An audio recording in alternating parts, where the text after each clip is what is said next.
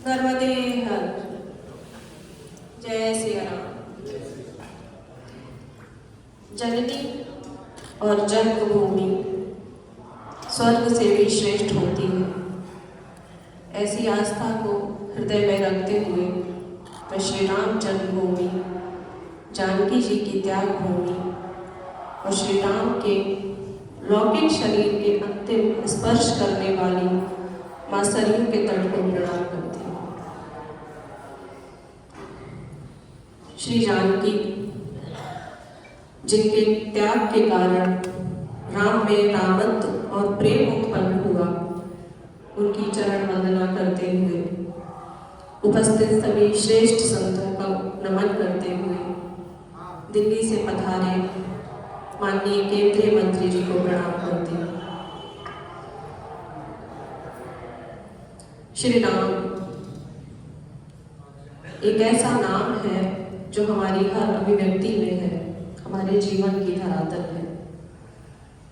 श्रेष्ठ प्रवचन को, श्रेष्ठ संतों को और अयोध्या की आस्था रखने वाले प्रत्येक व्यक्ति को ये कहना चाहती हूँ कि ये यात्रा मेरी यात्रा नहीं है, ये आपकी आस्था की, आपके मार्गदर्शन की, आपके चिंतन की, आपके सहयोग प्रेम की यात्रा है।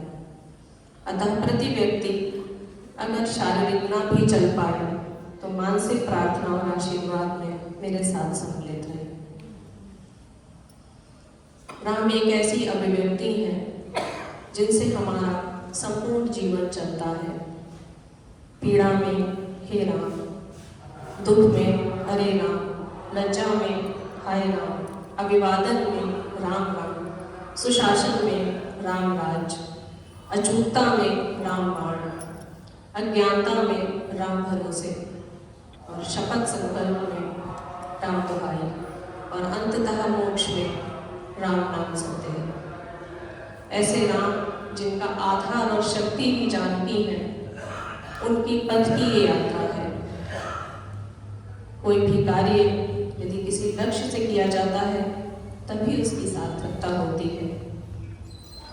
अतः इस यात्रा के 3 प्रमुख बिंदुओं पर यात्रा में प्रारंभ कर रही हूँ। प्रथम ये विशुद्ध आध्यात्मिक है। मैं राम के पथ पर चलते हुए उनके संकेतों और उनके संदेशों को आत्मसात करना चाहती हूँ, क्योंकि यदि राम कोई कार्य करते हैं, कोई मार्ग चुनते हैं तो अकारण नहीं होगा, उसका कोई कारण होगा। वो अलौकिक आध्यात्मिक क्या संकेत है, उन्हें आत्मसात करने निकल रही हूँ। लेकिन चूंकि ये निज मोक्ष और निज साधना का लक्ष्य हुआ, इससे मानवता का कहीं कोई जुड़ाव नहीं है। और यदि हमारी साधना में मानवता जुड़ती है तो उसे देवत्व प्रदान होता है। अतः इसका दूसरा प्रमुख लक्ष्य है, बहुत सारे लोग परिचित भी होंगे कि नदियों के किनारे पौधारोपण का एक अच्छा कार्य चल रहा है। पंचतत्व संस्था द्वारा भारत की नदियों पर 12 लाख पौधे लगाए गए हैं और संरक्षित किए गए हैं। तो इस पूरे राम जानकी वन गमन पर जंगल विकसित हो, पेड़ पौधे लगे और ये वही भारत बने जो राम के समय का भारत था, हरा भरा, जंगल वाला, कल नदियों करता हुआ। और माननीय मंत्री जी से मैं निवेदन करूंगी कि राम वन गमन पथ पर राम स्तंभ लग रहे हैं। अगर उन स्तंभों के साथ साथ वहाँ एक श्री राम जानकी वाटिका भी बने तो वही भारत बनेगा जो राम के समय का जंगल वाला भारत है। और इसमें जन सहयोग भी सम्मिलित होना चाहिए। इसका तीसरा और बहुत गंभीर बिंदु है जानकी के तत्व की बात करना, विशेषकर मातृशक्ति और नारियों में।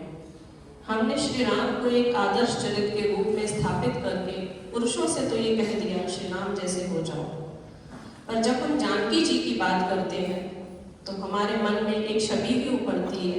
विशेषकर बुद्धिजीवियों को अगर छोड़ दिया जाए तो एक आम छवि हमने बनाई है, पति के पीछे चलने वाली एक ऐसी स्त्री जो व्यथित रही, दुखी रही, पीड़ित रही। पर ऐसा था नहीं। कहानी सरसरी सुनते हैं आप, कभी तो पूछिए फिर क्या हुआ। उनसे सशक्त उदाहरण किसी भी नारी का बीते किसी भी युग में नहीं आया। एक ऐसी नारी जो स्वयं चयनित करती है कि मैं पति के साथ जाऊंगी। एक ऐसी नारी जो वन में जाकर वनवासियों को ये सिखाती है कि रहा कैसे जाएगा, कपड़े कैसे पहने जाएंगे, आचार व्यवहार क्या है। जो राजकुमारी थी, जो रानी थी, लेकिन जब समय पड़ा तो मध्यम वर्गीय वर्ग की सबसे सशक्त एक ऐसी महिला जिसने पति के समय अनुसार गृहस्थी में समन्वय किया। और वही सीता जी जो श्री जी है, जो इतनी बड़ी है, जब माता अनुसुईया के सामने बैठती है तो कितनी सूक्ष्म हो जाती है और उनसे कहती है आप बताइए सतीत्व क्या है। एक ऐसी नारी जो समन्वय है। प्रश्न यही उठता है कि सारे लक्ष्यों में ये केंद्र बिंदु क्यों रखा, क्योंकि बीते समय से मैं बहुत सारे नारियों के समाज का मनन कर रही हूँ। आधुनिकता के नाम पर हम कहीं ना कहीं अपनी संस्कृतियां तोड़ रहे हैं। आज की नारी अधिक योग्य है, सशक्त है, पर संस्कृति से विमुख हो गई है। 33% आरक्षण सरकार ने तो दे दिया है, लेकिन जब तक परिवार 33% उनमें सांस्कृतिक विकास नहीं करेंगे तब तक वो संस्कृति को नहीं संभालेंगे।